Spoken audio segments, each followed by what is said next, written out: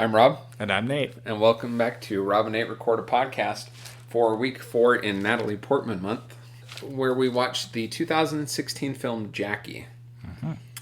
Nate, you've seen this film before. Seen it twice before. Twice theatrically. before? Yes, I saw it. You saw it twice in theaters? Twice in theaters. I saw it in the big new release theater within weeks of it coming out, possibly the week it came out. I can't fully remember. And then I saw it again when it came to the Dollar Theater. I tried to get you to come with me that time, but there was some kind of conflict. You couldn't make it. Yeah, I don't remember. I know that this movie's been on my list for quite a while. It's surprising that you haven't seen it. Having seen it now, I'm shocked I haven't seen it before now. Mm-hmm.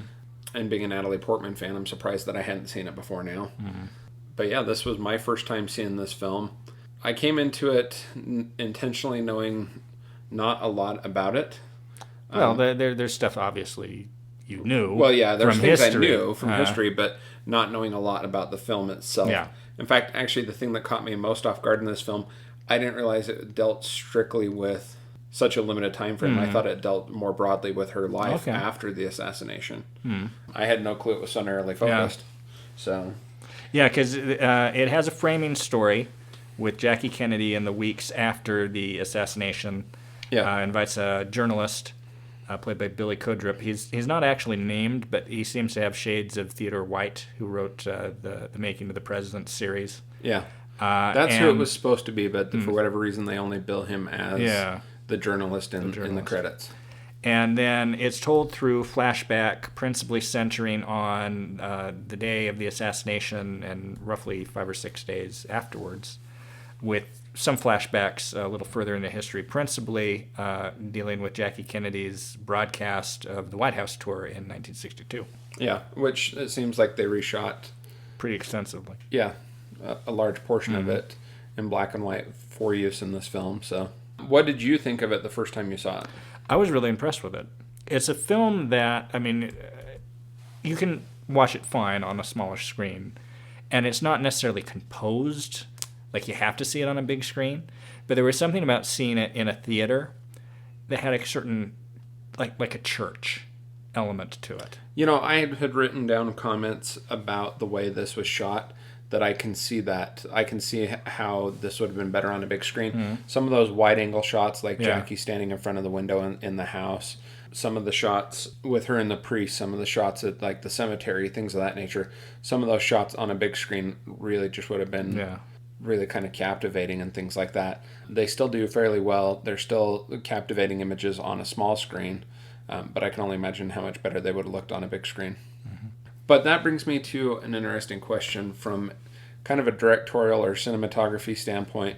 Why the difference between the times when they use those big wide-angle shots, and then, interestingly, kind of in the middle of the film, there is a scene, I don't know if you remember which one I'm talking about, where she's talking to the priest and everything is really tight in. In fact, it doesn't even show their entire heads. It's just their faces. Why, when you do so much of this film wide angle, why would you choose that scene to be a tight shot? If there was going to be a scene that was a tight shot, I would have thought it was the conversation with the priest at the end of the film. Yeah. I don't know, maybe for intensity. But that wasn't an intense conversation. Not you know, in contrast with that conversation that she has at the end where the priest, you know, says something along the lines of, in man's search for answers, you eventually come to the realization there are no answers. Mm-hmm. You know, if you wanted a scene that was going to captivate intensity and needed to relay that would have been the scene. I'm sure there was some kind of reason behind it, but off the top of my head, I'm not sure. It certainly... It caught me even. It's perhaps so that was part of what it was for, is to... throw you into a different visual sense than you've been in before, to throw you off balance? I don't know. To underline something? But it stood out to me in the middle of the film. Like, it stood out enough that I actually wrote down notes about it in the middle of the film. So, yeah. So Jackie was directed by a Chilean who named Pablo Larraín, who I know basically nothing about. Let me pull up his It's kind of an interesting choice to tell this very American story. He's been a producer on a lot of things, but he directs very little. Yeah. And then Darren Aronofsky, who of course directed Natalie Portman to her Oscar in Black Swan, was a producer here. Yeah. And this is very much a film, when I wrote my review of it 4-ish years ago, I said this was Natalie Portman announced to the world that she would very much like to have a second Oscar. I'm shocked she didn't win an Oscar for this. It's a great performance. It's very much an Oscar-worthy performance. Do you know who won this year? I don't recall. Emma Stone for La La Land. Okay. Which I still haven't seen. Which is a good performance, but this is the better performance. I was going to say, does it really compare to this performance? But she'd had an Oscar before, and Emma Stone hadn't, and I think that's kind of what did that for her. So I pulled up Mr. Pablo Larraín's directorial credits here on the screen for you, Nate. Mm-hmm. Starting back in 2001, he does a video short, a foreign language one, a lot of foreign language stuff, up until 2011 when he does a TV series called Fugitives. And then in 2015, he does a movie called The Club. 2016, he does Neruda. 2016, he also does Jackie. And the only other thing of note since then really is Emma in 2019. Yeah. She's got a few things in pre-production. Some more TV stuff, but in terms of directorial credits, that's all he has. It makes it kind of interesting that he was... As a producer, he has a lot of credits. Brought in to do this. Yeah. And I wonder what it was about him they decided he was appropriate for this. And I think it was appropriate for it. I mean, I think it's a neat-looking film. It's well composed. I also wanted to just point out the music. It's a dignified, understated score to it. At times I thought the score... I actually wrote down a note that at times I thought the score was distracting. Oh, really? For much of the film, it's pretty good. And in fact, this was actually one of its Oscar nominations was for Best Original Score. But there was a couple times where it was... Has a dignity to it. Yeah. There was a couple times, probably in the middle third of the movie, where some of those oboe single note type things just seemed a little distracting to the circumstances that were going on around it. But I was trying to picture what I would put in its place, and I couldn't come up with anything. So yeah, it would have been kind of a challenge to decide what direction you wanted to go with on a score like this. Oh yeah, for sure. Interesting note that Greta Gerwig is an actress in this film. Yes, she is. I noticed this right around the time I started to really notice Greta Gerwig. She did a film called Mistress America, which I really liked, and started to notice her also for I think it was shortly thereafter that she did Lady Bird, and she was the lead in a Ben Stiller film in like 2010 called, I want to say, Greenberg, which I haven't seen. But she was dating the director and is still in a long-term relationship with the director Noah Baumbach. And she was an actress before she was a writer-director. Yeah. But she's quite good in here. She plays Nancy Tuckerman, who was basically, for lack of a better word, the chief of staff for the First Lady. Miss Tuckerman was actually still alive when this movie came out. She died in 2018, just shy of 90 years old. It'd be interesting to know what some of these people made of films like this. Mm-hmm. You know, it was interesting that John Carroll Lynch plays Lyndon B. Johnson. Mm-hmm. Yeah, in this film, and Peter Skarsgård as Bobby Kennedy was an interesting portrayal. I liked that portrayal. And then Casper Philipson. Yes, we got to talk about JFK. Casper Philipson, who is a Danish actress. Yep. Who looks actor who looks more like John F. Kennedy than any other human being I've seen in my life, including Kennedy brothers. Well, and I looked up his filmography, and he has played JFK in a number of things. His most notable actor credit since then is a film called Brone, which is a Danish production, which is only recently becoming popular here in America. I've actually heard it mentioned in several podcasts in the last probably 2-3 months. I've seen he also played Robert Redford in a TV movie recently. Oh, I could absolutely see that. But yeah, so I mean, you see here around this time he did a number of portrayed JFK in a number of things. So. But yeah, he bears a striking resemblance to JFK. Yeah. And he's not in it very, very much. No. They're very sparing in the use of him. Yeah. And this film is structured interestingly. It jumps around a lot, and you don't actually see the bullet hit. It's the actual moment of the assassination until very late, like within the last 10 minutes of the movie. Yeah, part of me is even surprised they showed any of that. Yeah, I had actually forgotten Because my early note here is you never see the assassination. And, oh, yeah, you do see the assassination. But at the end, and you don't really need the assassination. No, I think it comes up because of the context of that conversation with the Secret Service agent. And that was kind of interesting, him trying to banty around, telling her that Lee Harvey Oswald has been killed. And because he knew that he couldn't tell her. He knew, Yeah, there's a lot of subtleties in some of these performances. There's a lot of interesting things here. I mean, even that portrayal of the birthday party while still in the White House, so shortly after. Yeah, for everything. for John. Yeah. Because this little kid, 3-year-old kid, who wants to have his birthday party. Yeah. And you just kind of have to do it. Yeah. But it's surreal. It's weird that we're watching it today. We're watching this on June the 28th, 2020, which is the 10-year anniversary when I learned that my younger brother had passed away.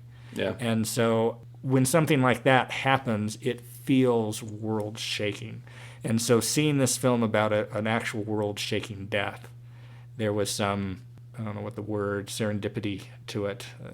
It's kind of appropriate that this. Maybe we could have picked a better date to watch this. Yeah, but I don't know. It was an interesting kind of juxtaposition there for me mentally.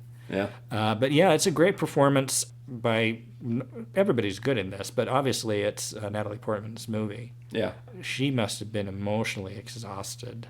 I mean, this is an intense performance. Yeah. I mean, and she's in almost every shot, and she's at the core of it, and she's just emotional the entire time. It's an emotionally intensive experience.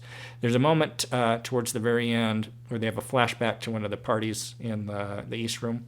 Yeah. And they're dancing. I'm like, that was probably the happiest, however long of shooting she had in this movie, because she could just let loose and play the exact opposite of what she was playing throughout the rest of the movie. Yeah. There's a number of moments that I did want to point out for her in this film. One concerns the White House tour. Yeah. And then this whole thing about Jackie Kennedy, and she mentions she was a journalist, and she spoke multiple languages, and she had degrees, but she was also trying to kind of play the dumb trophy wife. Yeah. Very consciously. And I think it was awkward for her. And she comes across so fearful. Yeah.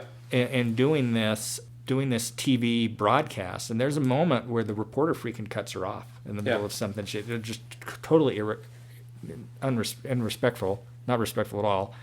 And she just kind of absorbs it.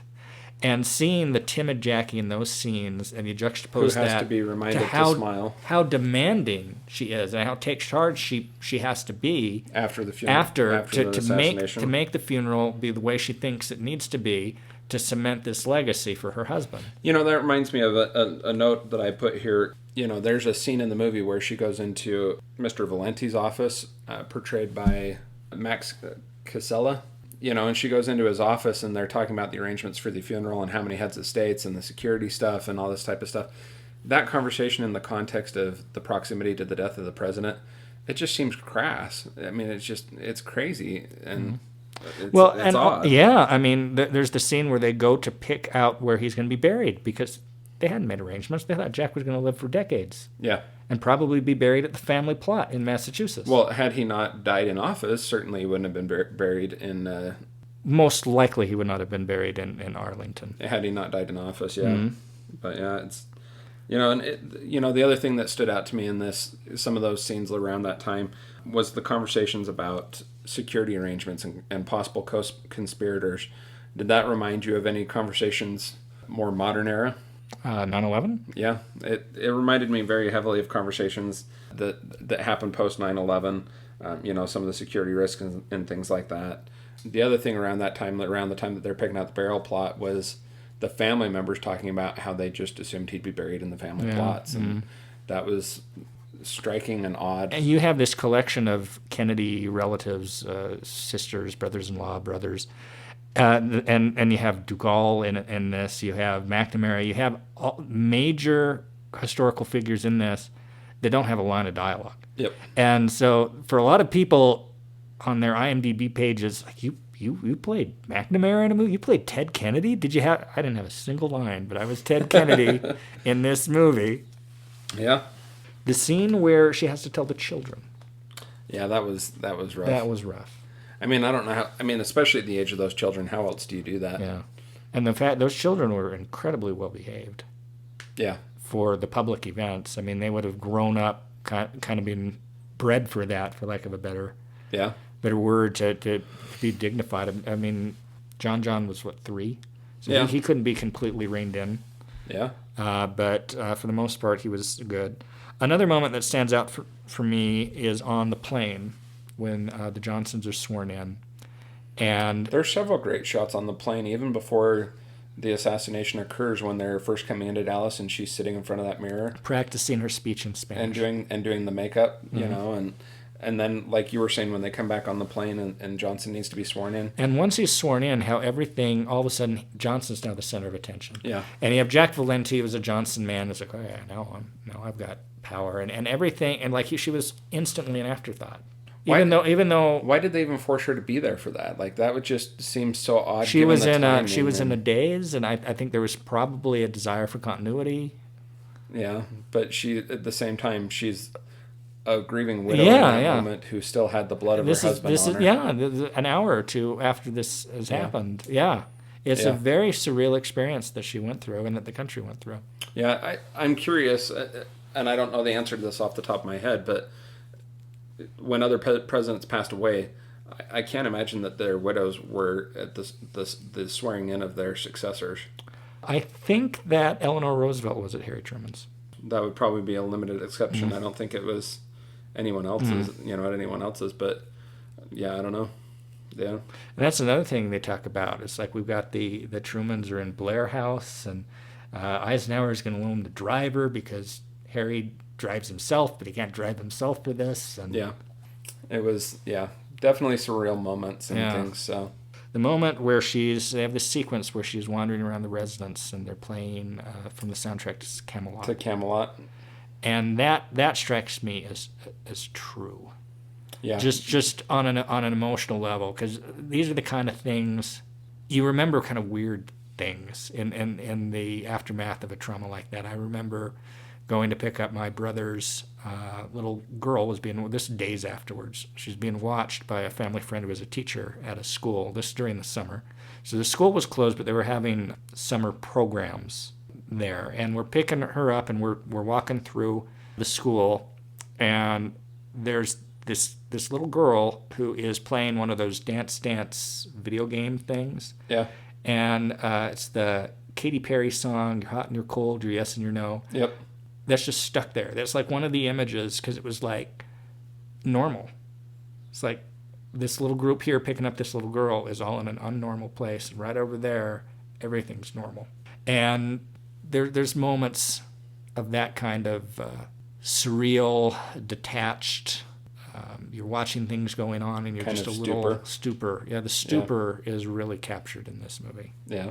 Another interesting thing to note is the presence of John Hurt as the confessor, as the priest that Jackie talks to several times. John Hurt was dying of cancer when he made this film. This film came out in December of 2016. John Hurt died in January of 2017. Wow. So you can see, especially one or two shots, just his face. He looks sick. But he does a really good job. Absolutely. And some of those conversations, are some of the best shots of the movie, especially that one towards the end. It gives an opportunity to basically air what's going on in Jackie's mind. Yeah. Almost like putting a prayer on screen. Anything else that really stands out to you in this? Those are the ones that I wanted to hit on. I just think this is really good. This is just a really solid movie. It's part of me when I heard Natalie Portman was going to make this, I thought, it's just too obvious. Yeah. So do we really need this? But we kind of did. I mean, it's a different perspective. You hadn't really seen that story from that point of view before. Yeah. And it's definitely a story that should be told. There's a lot of striking scenes in this movie. I think the only other one that we probably haven't mentioned is they're getting ready to leave the White House. I mean, they're not even out of the White House yet, and there's Lady Bird picking out, redecorating the White House, and it's. You get a sense of some of the rivalries and the detachments and that And the urgency to move on. And Jackie and John, I don't think ever particularly cared for the Johnsons. And then there's that moment where they're sitting waiting for Jackie and the kids to come down to when they're going to take the casket to the Capitol. Yep. And Johnsons and others are watching TV, and they see Lee Harvey Oswald be assassinated. And Robert Kennedy gets up and says, "Don't tell her. I'll tell her when we have some time. When the time's right. When the time's right." And this moment where Johnson has this look, I'm the president. Well, he tells them all, sit down. Yeah, sit down. And he's kind of like indignant. And Johnson's like, he actually says, what? Excuse me? And Lady Bird's like, sit down, dear. Yeah. This is their thing. Yeah. It's like, but, it captures almost like an Easter egg that, they hated each other. Yeah. Well, it was the ego of Johnson of, this is my time now. He's gone. It's my time. He couldn't even allow Kennedy the time to be buried. The awkwardness of it. Yeah, that moment where, again, at the rotunda, where Jackie turns to him and Lyndon, what a horrible way to be in your presidency. Yeah. It's like kind of rubbing it in a bit. I didn't see it as rubbing it in so much as it's one of those moments where she gains perspective beyond herself, and it's like, oh, what a horrible way to begin your presidency. And it's factually accurate. Yeah. And she's just a brief moment where she's aware of what's going on outside of her own grief. And yeah. She's just so good in this. The things she can do with her face and the vocal tone. And she sounds like her. And looks like her. And looks really a lot like her. Yeah. In fact, there was only a couple scenes where I could notice that she was wearing a wig. Mm-hmm. She was made up to look so well just like Jackie that the vast majority of the film you can't tell. Jackie smoking is an interesting image because she was so the image was Jackie. Well, and she even to tells see the her journalist behind. At one point, she says, "How are you going to write this?" And he says, "If she lights another cigarette," and she goes, "Well, you can't print that because I don't smoke." Yeah, but her in what's the black outfit? It's not a nightie. It's I know what you're talking about. But with a cigarette in her mouth. I mean, there's just something about that and. Just the utter slip and the utter exhaustion. Yeah, well, it's intense. It's I was impressed when I looked. This film was made for a relatively small budget. Its budget was estimated at $9 million for a film of this type. A lot of people must have done this for scale. Well, I mean, given the perspective of their roles, and there's a lot of relatively small names in this, besides Natalie Portman. Or not, I mean, they're known names, but not huge names in the industry outside of Natalie Portman. But for I mean, how many films get nominated for Oscars that were produced for $9 million? And, even you have like Richard E. Grant, very briefly, as the kind of protocol guy. Yeah. He's got like 2 or 3 scenes, like Richard E. Grant. It's like, that's a get. And he's just kind of very briefly in this. Yeah. But this film was relatively successful. Its gross here in the U.S. was almost $14 million, and it had a worldwide theatrical gross of $24 million. I'd be curious to see, how much it's made since then in streaming rights. And it's kind of surprised that it's only did that well. Yeah. Like you would have thought that's still a modest success. Yeah, it's a modest success, but you would have thought more people would have gone to see this. Yeah. I'm surprised more people didn't. Yeah. It was nominated for 3 Oscars. Do you remember which 3? Well, obviously for actress for her. Costume design and original score. Yeah. Interesting. What did you think of the director in this and how he chose to put this together? I thought it was well done. It was well put together. It was pretty well edited. Yeah, the editing is very significant in this. I thought towards the end it almost seemed like there was too many false endings. Yeah. The last 5 minutes, 5-10 minutes, just like, okay, and when are we over? Yeah. Now, all of those moments were good by themselves, but so many of them in a row felt a little stretched. Well, I wonder if that was intentional to impart how the end of this time stretched out for them. I don't know. And I either didn't know or had forgotten that the stillborn and the Patrick, the one that died less than about a day after 39 hours. Yeah, that they were reinterred there in Arlington. Yeah. And it's interesting that last conversation with the priest is on the day that they're reinterring the infants, or the bodies of their children. So, yeah. Well, how would you rate this film? It's great. I would rate it on a 4-star scale. I'd give it a 4, and on a 10, I think I'd give it a 9. Well, you like this film quite a bit. I'm actually a little bit less favorable to this film, but only slightly. On a 4-star scale, I'd give this probably 3.5 stars. On the 10-star scale, I'd probably give this 8 stars. Interestingly, its IMDb aggregate score is below a 7. Really? It's 6.7 stars on IMDb. It's definitely not for everybody.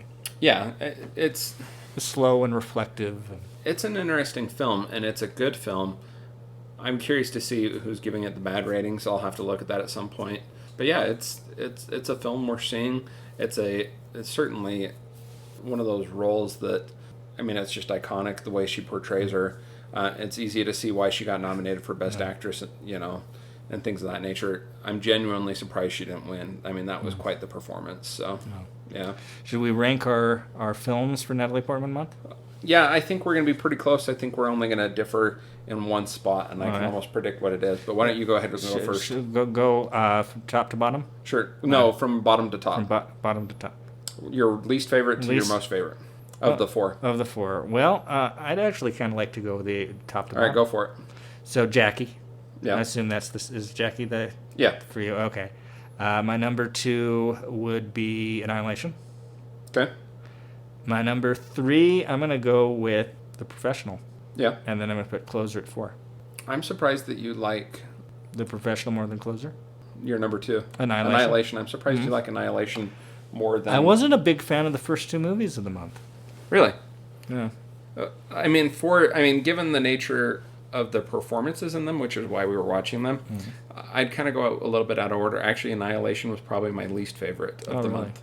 But yeah, Jackie absolutely was the best of the month.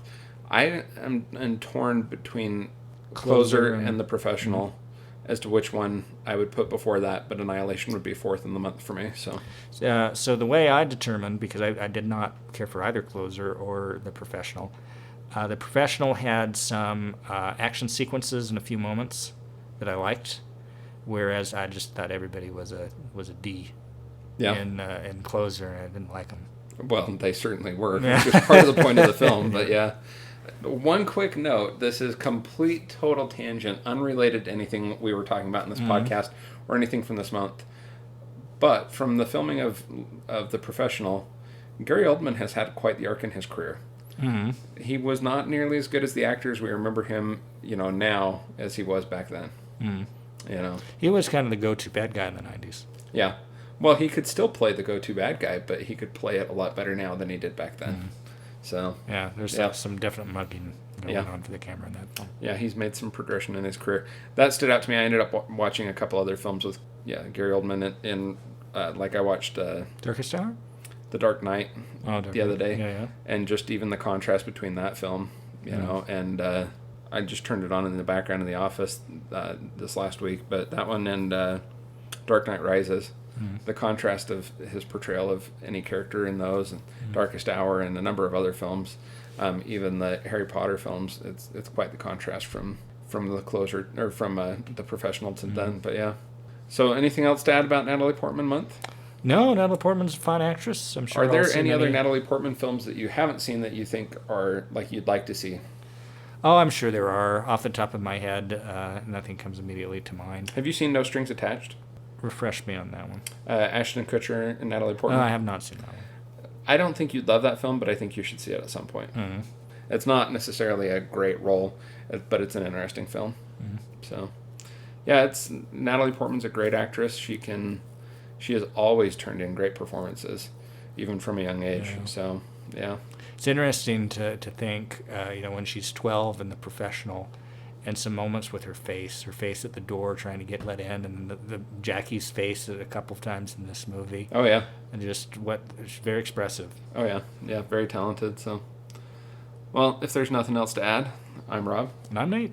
And this has been Rob and Nate Record a Podcast. I'm Rob. And I'm Nate. Welcome back to Rob and Nate Record a Podcast. And this week, our final week in Jackie Chan, Wow. While we were watching this film, I think I came up with a great idea for a movie to watch for your test editing. Oh, yeah. One of the Trinity movies. Oh, like They Call Me Trinity. Yeah. Either that one or one of the subsequent Trinity films. Terrence Hill and the other guy, they made a lot of movies in Italy. Yeah. In various genres, including contemporary like crime films, often comic crime films. Yeah. But yeah, I don't know, they made a lot of films together over the course of decades. I'm really torn as to whether like doing something like They Call Me Trinity that we both have seen previously and could have a decent conversation about would be best, or a different one in the Trinity series that I haven't seen, maybe you haven't seen, would be best for that. But yeah, I thought that would make an know. interesting one for you as a test case for you. Yeah. I don't know. Thoughts? No, that makes sense. I definitely think, and so I'm going to be getting editing software in the near, because right now Rob's been doing everything, but I'm going to start experimenting with that, and we wanted to do something that if I end up deleting it, then it's not like the end of the world. Yeah. Because it's been a long time since I've done editing like this. But yeah, I think it should definitely be something that we're both like and are comfortable with and know. Maybe we should do another Junebug. We should do another Junebug. Do Junebug again. Junebug again? All right.